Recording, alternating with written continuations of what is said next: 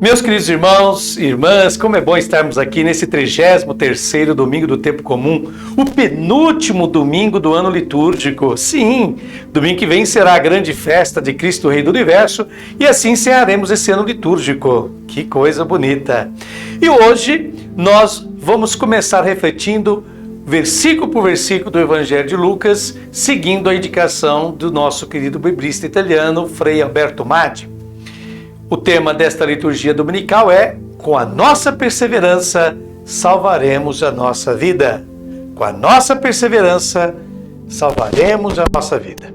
Para compreender a passagem do Evangelho que vamos examinar agora, é necessário recorrer a um episódio ocorrido cerca de 7 séculos antes. Isso mesmo, quando Senaqueribe, o poderoso rei da Síria, em 701 a.C., depois de ter incendiado e destruído 46 cidades do reino de Judá, também sitiou Jerusalém e a cidade se viu perdida. Para grande surpresa, pela manhã, quando a batalha deveria começar, o acampamento de Senaqueribe estava deserto. O que tinha acontecido? Provavelmente o rei Ezequias, que governava Judá naquela época, havia pagado o seu tributo. E aí Senaqueribe foi-se embora. Mas a tradição pensava que Deus havia intervindo. Então isso levou os judeus a acreditar que no momento de maior perigo para Jerusalém, haveria uma intervenção divina que a salvaria. Isso ficou na tradição. E também foi celebrado nos Salmos. Por exemplo, no Salmo 46, versículo 6, se lê: Deus está em seu meio de Jerusalém, ela não se abalará. Bom, a passagem do Evangelho que agora examinamos é o capítulo 21 de Lucas, dos versículos 5 ao 19. O contexto é posterior ao episódio da viúva, que está no início do capítulo 21, de 1 a 4 de Lucas, que oferece tudo o que tinha para viver ao templo. E Deus não tolera, é importante dizer isso, Deus não tolera uma instituição religiosa que, em vez de socorrer os pobres, se faz manter pelos mais pobres, sugando realmente o sangue das suas veias. Vamos então começar a leitura. Primeiramente, versículos 5 a 6 do capítulo 21 de Lucas, que diz: Quando alguns comentavam a respeito do templo, que era enfeitado com belas pedras e ofertas votivas, Jesus disse: Aquilo que admirais, dias virão em que não ficará disso pedra sobre pedra, tudo será destruído. Ora, o templo era uma das magnificências da época. Havia começado a ser construído por Herodes o Grande, com um esplendor inimaginável. O verbo grego usado significa admirar. Portanto, os discípulos de Jesus ainda não romperam com esta instituição, a qual admiram. No entanto, Jesus havia denunciado o templo como um covil de ladrões. Está lá em Lucas, capítulo 19, versículo 46. Covil de ladrões. É o que acontecerá então no ano 70 depois de Cristo com Jerusalém, com o cerco dos romanos, que vão minar toda esta maravilhosa construção. Tudo isso realmente não ficará pedra sobre pedra. Vejamos agora os versículos de 7 a 8, capítulo sempre 21 de Lucas. Eles, porém, perguntaram: Mestre, quando será e qual o sinal quando isso irá acontecer? Ele respondeu: Cuidado para não seres enganados, porque muitos virão em meu nome dizendo: Sou eu! E ainda, o tempo está próximo. Não andeis atrás deles. Assim, diante do anúncio da destruição do templo de Jerusalém, os discípulos não só não parecem assustados, mas quase que excitados. Exatamente por quê? Porque eles sabiam que no momento de maior perigo, Deus interviria em defesa de Jerusalém. Mas para Jesus, Deus não intervém. Qualquer instituição que, em vez de ajudar a pessoa, a demole, a destrói, não está no plano de Deus e, portanto, só merece desaparecer. E Jesus responde pregando o imperativo: cuidado para não ser desenganados. Haverá um tempo em que muitos alegarão ter mensagens divinas, ser um Messias, para fazer o quê? para restaurar o reino de Israel. O reino de Israel está extinto. Jesus não veio para reviver o reino de Israel, mas para inaugurar o reino de Deus, que é completamente diferente. Prossigamos. Em Lucas capítulo 21, versículo 9, lemos: Quando ouvirdes falar de guerras e revoluções, não fiqueis apavorados. É preciso que essas coisas aconteçam primeiro, mas não será logo o fim. E Jesus, usando a linguagem típica dos profetas, ao descrever as grandes convulsões de época, fala: quando ouvirdes falar de guerras e revoluções, não fiqueis apavorados. A mensagem de Jesus não é, de forma alguma, uma mensagem que cause medo. Tanto que, no versículo 28, que não consta da passagem evangélica deste domingo, mas está no mesmo capítulo, o evangelista escreve que Jesus diz, abre aspas, quando essas coisas começarem a acontecer, reerguei-vos, que levantai a cabeça, porque está próxima a vossa libertação. Fecha aspas. Portanto, não é uma mensagem que pretenda aterrorizar, mas é o anúncio de uma libertação. Uma libertação que, no entanto, infelizmente, não será indolor. Jesus diz, é preciso que essas coisas aconteçam primeiro, mas não será logo o fim. Prossigamos. Versículos 10 e 11 do capítulo 21 de Lucas nos dizem, Jesus lhes dizia, há de se levantar nação contra nação e reino contra reino. Haverá grandes terremotos, fomes e pestes em vários lugares. Acontecerão coisas pavorosas e haverá grandes sinais no céu. É a imagem do que vem de repente. O terremoto e toda a guerra traz consigo a fome, a peste. Isso é normal. Jesus diz, acontecerão coisas pavorosas e haverá grandes sinais do céu. Cuidado que a tradução correta não é sinais no céu, mas sinais do céu. Todos os sinônimos do céu, dos relâmpagos ao granizo, foram vistos e interpretados como sinais divinos. Pois bem, tudo isso fará parte desse processo de libertação por parte da humanidade. Todo poder baseado na dominação, na exploração das pessoas, especialmente em nome de Deus, está destinado a desaparecer. É isso que Jesus Cristo está anunciando aqui. Sigamos em frente, capítulo 21, versículos agora de 12 a 19. Antes disso tudo, porém, vos prenderão e perseguirão, vos entregarão às sinagogas e aos cárceres, e sereis conduzidos à presença de reis e governadores por causa do meu nome. Será ocasião para dar-lhes testemunho. Determinai não preparar a vossa defesa, porque eu vos darei palavras e sabedoria a que não poderão resistir ou contradizer todos os vossos adversários. Sereis entregues até pelos próprios pais, irmãos, parentes e amigos. A algum de vós matarão. Sereis odiados por todos, por causa de meu nome, mas nem um só fio de cabelo cairá da vossa cabeça. Por vossa perseverança, salvareis a vossa vida. Por que a adesão a Jesus, por parte dos seus discípulos, com a radical subversão de valores, é um crime tão grave que consegue atrair o ódio de alguém? Daquelas instituições sagradas que foram a base da sociedade, Deus, pátria e família, essas instituições se rebelam contra Jesus. Exatamente.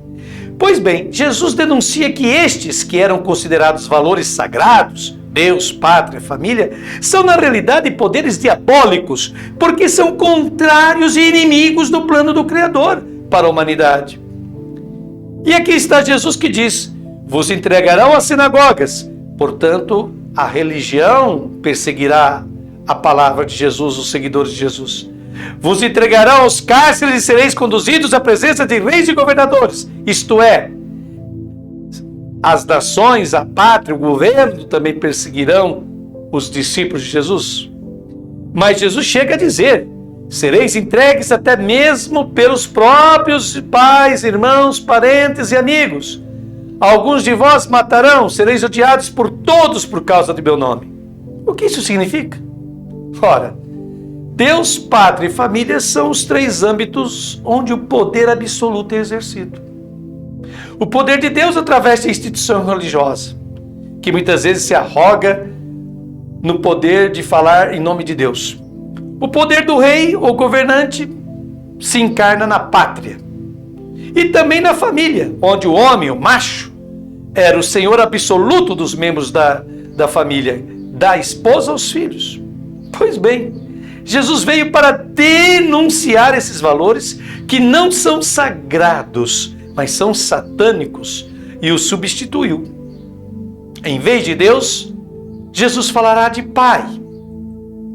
Se em nome de Deus se pode tirar a vida de alguém, em nome do Pai só se pode dar a própria vida. Ao invés de pátria, Jesus substituirá pelo reino de Deus, ou seja, aquele espaço sem fronteiras, sem muros, sem limites, onde todos podem ser acolhidos.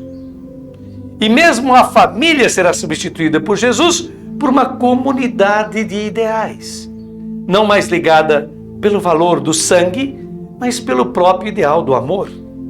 Portanto, ao poder, Jesus substitui os três valores sagrados que são distintos pelo amor generoso que se coloca ao serviço dos outros. Pois bem, essa foi a reflexão que nos proporcionou o Frei Alberto Maggi, renomado biblista italiano. Agora eu faço as minhas considerações pessoais e começo citando Jimi Hendrix, um guitarrista, cantor e compositor norte-americano famoso que viveu de 1942 a 1970. Jimi Hendrix diz: quando o poder do amor superar o amor pelo poder, o mundo conhecerá a paz. Olha que frase fantástica. Quando o poder do amor superar o amor pelo poder, o mundo conhecerá a paz. Uma coisa é certa: Jesus sempre foi um crítico do sistema religioso israelita, fundamentado sobretudo no Templo de Jerusalém, para onde acorriam os fiéis, ao menos uma vez por ano, a fim de realizar os seus sacrifícios, penitenciar-se e ficarem de bem com Deus. Porque Jesus era crítico desse tipo de religião. Muito simples. Porque toda a religiosidade israelita era centrada no bom relacionamento com o templo, fundamentado em rituais e tradições. A pessoa era considerada um bom religioso se ela visitava o templo, se ela dava o dízimo ao templo, se ela, enfim, ajudava a manter a instituição templo. Enquanto Jesus veio inaugurar um novo modo de relacionar-se com Deus, o seu Pai. Precisamente a boa relação com os demais seres humanos. Diz Jesus: todas as vezes que fizestes isso, matar a fome, saciar a sede, acolher o forasteiro, vestir o maltrapilho, cuidar dos doentes e visitar os prisioneiros, a um destes mínimos que são meus irmãos, foi a mim que o fizestes. Está lá em Mateus capítulo 25, versículo 40. O que é fundamental para Jesus não é se as pessoas são fiéis aos ritos, às tradições religiosas, à visita ao templo e aos seus sacrifícios. O tratamento, o cuidado, o amor e atenção que dispensamos uns aos outros, fazendo dos próximos àqueles que necessitam, é o que mais conta para Jesus. Por isso, as autoridades que dirigiam o templo e dele se aproveitavam, não podiam tolerar essa atitude de Jesus. No julgamento religioso que Jesus sofreu no Sinédrio, a acusação mais grave era sobre a sua pretensa intenção de destruir o templo. Está lá em Marcos capítulo 14, versículo 58. O acusam disso. Na realidade, o que Jesus anunciou não foi a destruição da religião, simbolizada pelo templo de Jerusalém, mas a transformação da religião. Essa passagem do Evangelho é para nós motivo de esperança. Sim, Jesus não deseja assustar e amedrontar os seus seguidores de ontem e de hoje. As crises que o mundo enfrenta são ocasiões especiais para o testemunho dos cristãos. No entanto, Jesus é realista. Ele constata que os cristãos sofrerão perseguições, calúnias, julgamentos, prisões e até mesmo morte. Porém, Tudo isso faz parte de um processo de libertação. Libertação dos poderes deste mundo que não comungam com o reino de Deus. Aliás, a sociedade de hoje, a sociedade atual, é pródiga em concentrar as riquezas em pouquíssimas mãos, privilegiar e premiar mais o dinheiro especulativo aplicado em bolsas de valores, títulos bancários, papéis, criptomoedas, etc., do que o capital produtivo, que gera emprego, gera conhecimento. A sociedade de hoje também é pródiga em contribuir para produzir um exército de desocupados, fomentando um desemprego crônico que frustra a vida de milhões de pessoas. Produzir uma massa imensa de seres humanos famintos, miseráveis e sem um mínimo de dignidade. Destruir a natureza, a fim de manter uma produção cada vez mais intensa e supérflua. Gerar a emergência climática que vivemos, ameaçando a sobrevivência de bilhões de seres humanos e espécies animais e vegetais por todo o planeta. Provocar guerras, conflitos e violência que obriga milhões de famílias a se deslocarem e deixarem suas terras, casas e até mesmo países.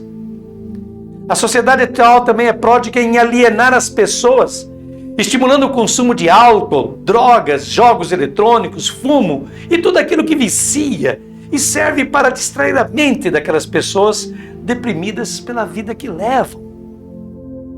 A lista é longa e poderia prosseguir, mas isso já basta. Diante dessa realidade, interrogamos-nos sobre as nossas atitudes. Primeira coisa, assumimos posições responsáveis, despertando em nós um sentido básico de solidariedade, ou estamos vivendo de costas a tudo aquilo que possa disturbar a nossa tranquilidade? Em segundo lugar, o que fazemos a partir de nossos grupos e comunidades cristãs diante desses problemas que nós listamos acima? Finalmente, estabelecemos uma linha de ação generosa ou vivemos celebrando nossa fé à margem do que está acontecendo no mundo, como se nada disso nos disturbasse ou nos afetasse? São essas reflexões que nós temos que fazer à luz do Santo Evangelho deste 33º domingo do tempo comum, ano litúrgico C. E agora, querida irmã, querido irmão, te convido a rezar comigo esta oração, que começará a aparecer aí também na sua telinha. Pode ir repetindo juntamente comigo. Bom Deus, cujo reino é todo amor e paz, crie em nossa alma aquele silêncio que é necessário para que tu te comuniques a ela. Agir com calma, desejo sem paixão, zelo sem agitação. Tudo isso só pode vir de ti, sabedoria eterna, atividade infinita, repouso inalterável, princípio e modelo de verdadeira paz. Tu nos prometeste esta paz pela boca dos profetas. Tu a fizeste vir por meio de Jesus Cristo. Tu nos deste a garantia com o derramamento do teu Espírito. Não permitas que a inveja do inimigo, a perturbação das paixões, os escrúpulos da consciência nos façam perder este dom celeste, que é o penhor do teu amor, o objeto das tuas promessas, a recompensa do sangue do teu Filho. Amém. Essas são palavras de Santa Teresa de Jesus em sua obra Vida. Meus queridos, muito obrigado a você que nos acompanhou até o final, a você que sabe fazer tesouro da palavra de Cristo que meditamos aqui todos os domingos. A TV Canal 10 de Fernandópolis agradece, eu também, Padre Telmo, te agradeço de coração. Deus abençoe a você, a sua família, os seus entes queridos e até o próximo final de semana, se Deus quiser.